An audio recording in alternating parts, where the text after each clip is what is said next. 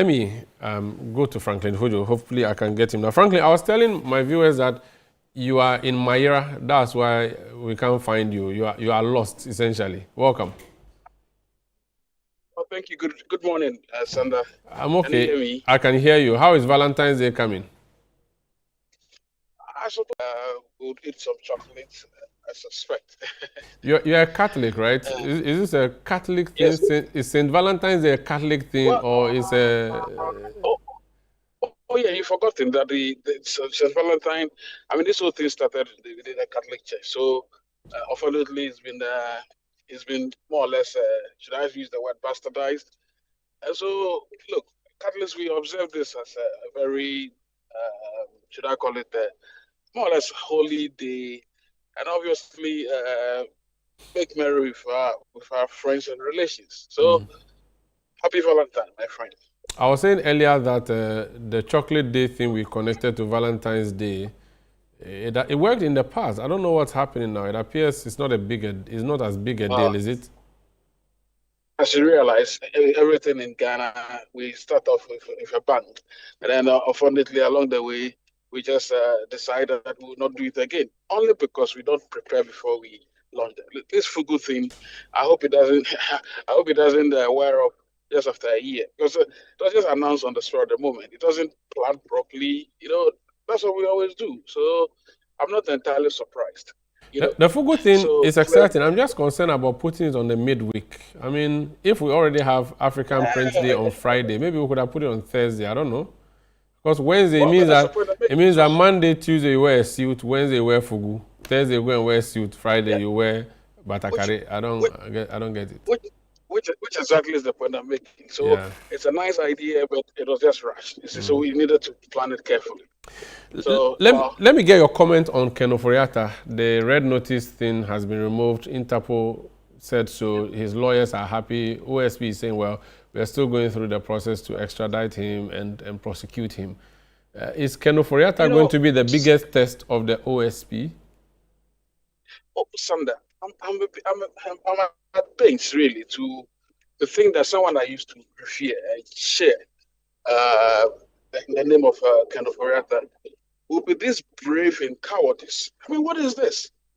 Well, let me answer a question before I even get into those my thoughts. You see, look, anybody who suggests that the OSP has failed and that Ken's lawyers are happy, just the fact just don't bear it out.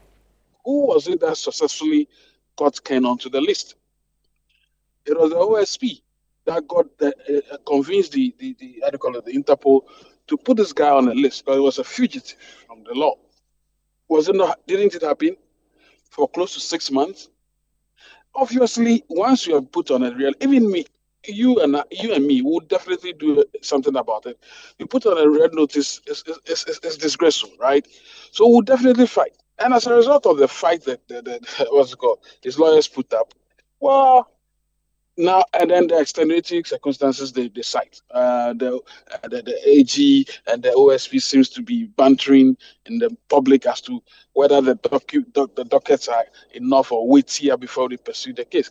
I feel strongly on this matter. I accuse the Attorney General, and I think the Attorney General did not play fair. He was amateurish in his approach, and it didn't help the case. I knew very well that we get to this point.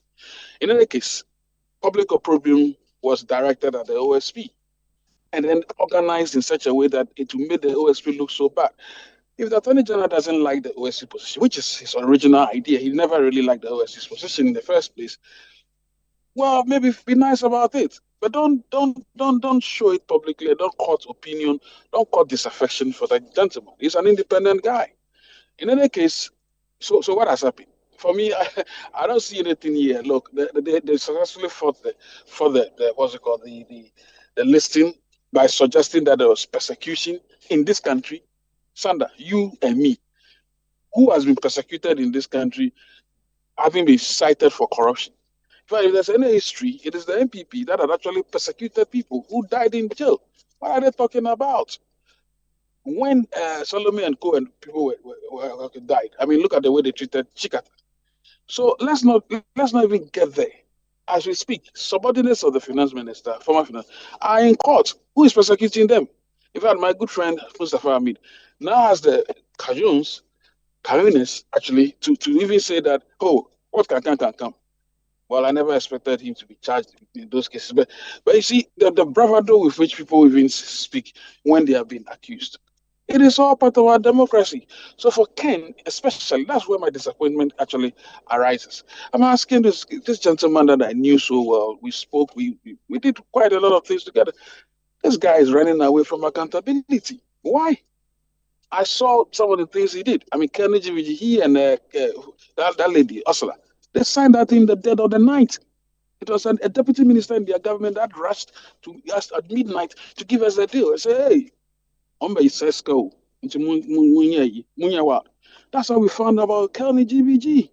It was he and the lady. They were the only people who signed. Even cabinet did not know. So what are we talking about here? Then you've been cited about SML. Your own cousin said, hey, I'll investigate you, the president. Didn't he do that? Your own party disowned you after making a lot of economic errors. Anyway, I still believe Ken should not have been a finance minister. Ken should have just been an advisor. He should not have been. He should not have been finance minister at all. Your own very good friend. You had so much hope and believe in him because both of you had American capitalist connections. Yeah, it's all capitalists who are sensible. I mean, they are chronic capitalists as well. I'm not saying Ken is not sensible. What I'm trying to say is that Ken never understood public policy. He never understood the propriety of public policy, especially. But Franklin, he understood private. No, I just want to understand. I want to put it in context for you. He understood private policy, didn't he? He has run a bank for more than 20 years. He has run an enterprise. He has even run a funeral home. All of these things he has done, and in his private life. So the belief is that, oh, he can do great in public life. Of course, if he understood that in his private life, he carefully used his money properly. He never misbehaved with his money. In the bank, he made sure that when I give you a loan, I come for it. He was very intent, clever, and made sure that he had those successes. In public office, what did you do? Kenny GVG. As we speak, we are still paying $1.5 million to some fictitious people up until 2028. My good friend Sam just said he can't cancel the contract. He rather allow the contract to run to 2028. Why? He came SML. Would he have used his own money to do SML?